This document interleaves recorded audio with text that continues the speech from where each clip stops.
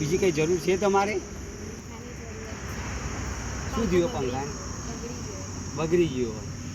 ચલો આપણે જોઈએ.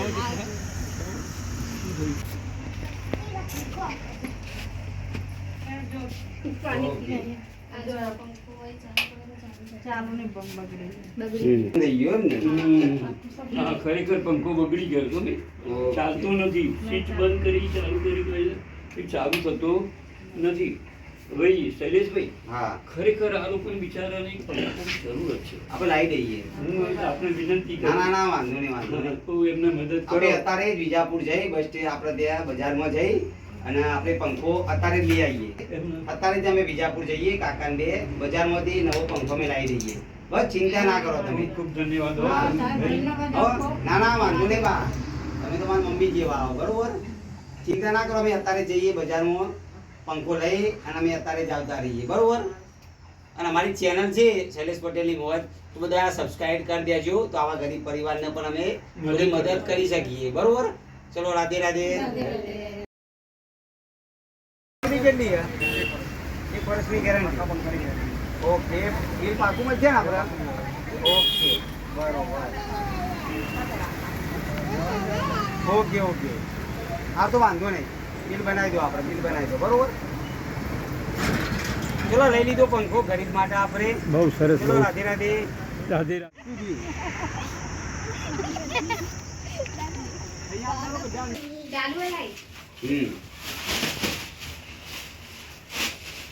કંકુ હશે તમારે? કંકુ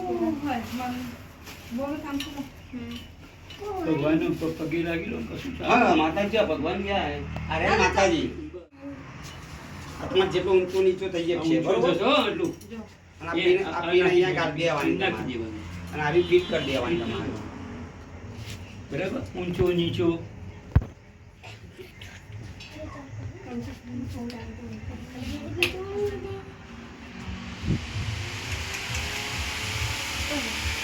જો આ દબાવશો ને તમે તો પંખો ફરશે બરોબર. જો આમ કરશો ને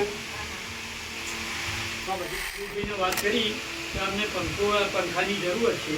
શૈલેષભાઈ જે વિસનગરના વતની છે અને ખૂબ જ દયાળુ માણસ છે.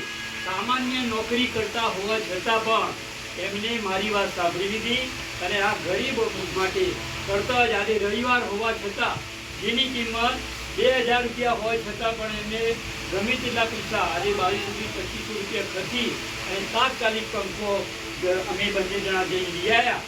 એમને આ પંખો આ ગરીબને ભેટ આપ્યો. આવા માણસો જો બધી જગ્યાએ હોય તો દુઃખ ક્યાંથી હોય? ગરીબોની મદદ કરજો, એ જ આપણે આમ ભાઈ એમની પાસેથી આપણને શીખવા મળ્યું છે. ખૂબ ખૂબ ધન્યવાદ. રાધે રાધે.